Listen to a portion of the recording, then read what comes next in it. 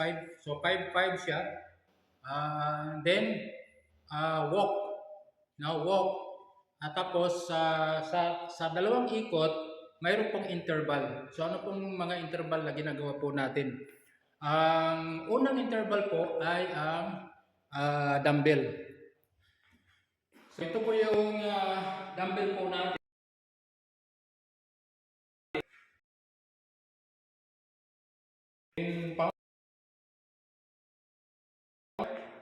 No?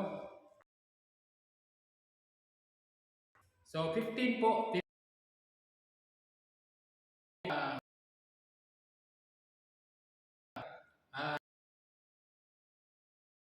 So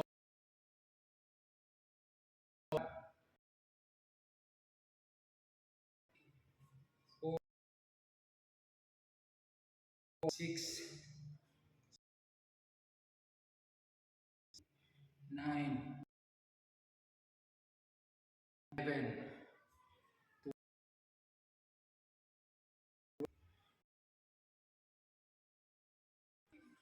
O yan. So bali po. Yeah, so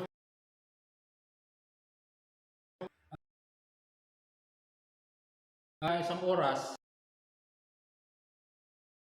karoon po ng 60 dumbbell na ganong ano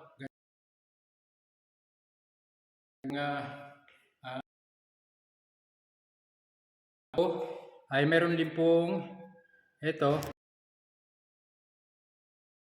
mga ginagawa ano po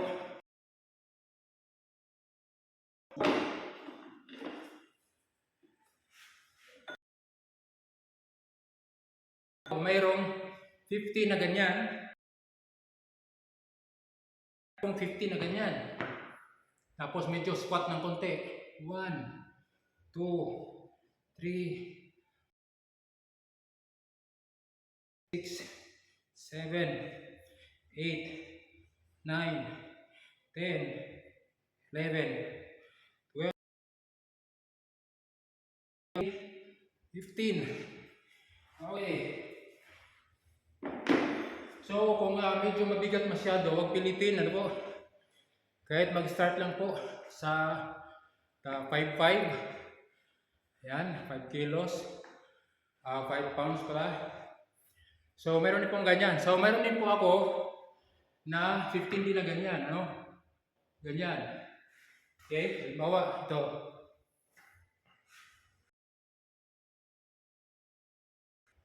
Yan. 2, 3, 4, 5, 6, 7, 8, 9, 10, 11, 12, 13, 14, 15. So, yan po sa dumbbell. Bali, tatlong ano siya, tatlong mode, ano pang tawag niya, yung style niya, no? Okay, so, yun po sa dumbbell. Ngayon po, mayroon din po tayong push-up. Ano? So, ang ginagawa ko po sa push-up, dito po ako banda sa may altar. Papakita ko po sa inyo.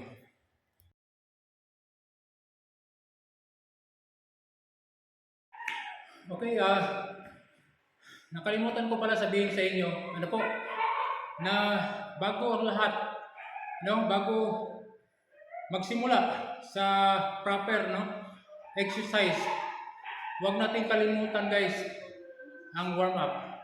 Ano? Warm up. So, pwede magbilang ka ng ganyan. 1, 2, 3, 4, 5, 6, 7, 8, 9, 10. 1, 2, 3, 4, 5, 6, 7, 8, 9, 10. Yan, ganyan. 1, 2, 3, 4, 5, 6, 7, 8, 9, 10. So, lahat na yan. Tapos, stretch. Ano po? Lahat ng alam natin stretching. Kailangan po yung stretching para hindi mabigla yung ating mga muscle. Ano po?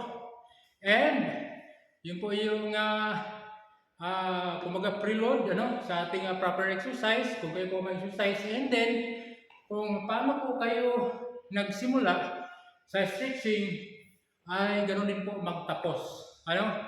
So parang heating and cooling period. Heating bago magsimula sa proper exercise, then cooling yung pag-subside, yung paghinto. Wag po biglang huminto mula po sa exercise. Kung kayo po ay nasa halimbawa tumatakbo po kayo ng 20 km per hour,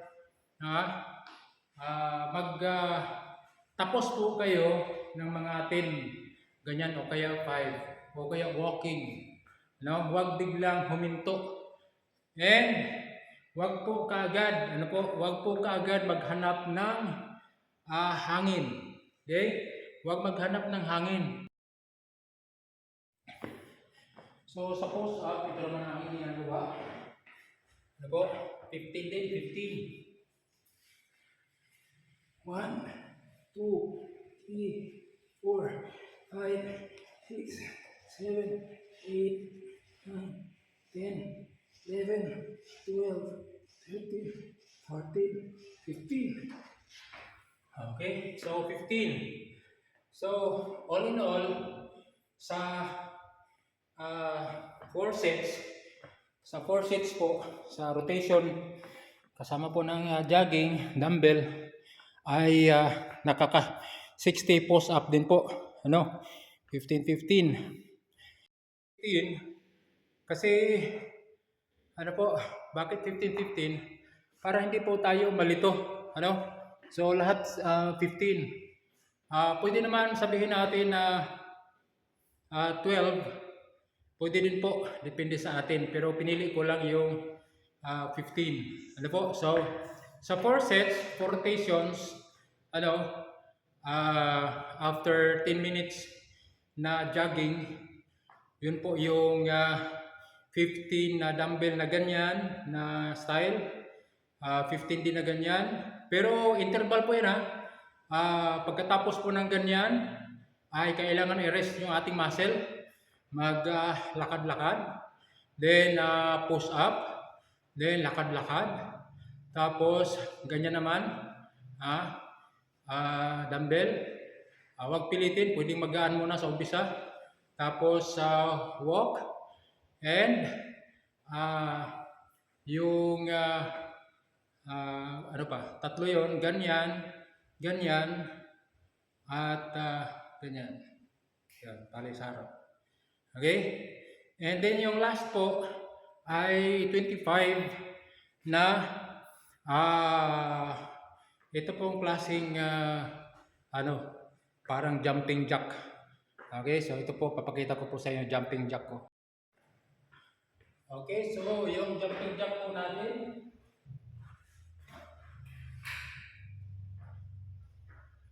okay, so ganyan. May mga ito, nasa mga 10 inches yung distansya niya sa flooring at saka dito sa stage. So 25 po yan. So 25 sa 4 rotation or ikot or set ay makakapag 100 po tayo. Ng ating pong parang jumping jack, pero mayroon pong dito po sa steps. So ito po siya. 1, 2, 3, 4, 5, 6, 7, 8, 9, 10, 11, 12, 13, 14, 15, 16, 17, 18, 19, 20, 21, 22, 23, 24, 25. Yan. So, ang unang ganyan, 0 po yan. Wala pa pong bilang. Halimbawa, 1. So, doon na sa pangalawa mag-1. 10. Sa ending po niya, 25. Mag-last. Pang 26, doon po tayo mag-stop. Okay, so yun lang po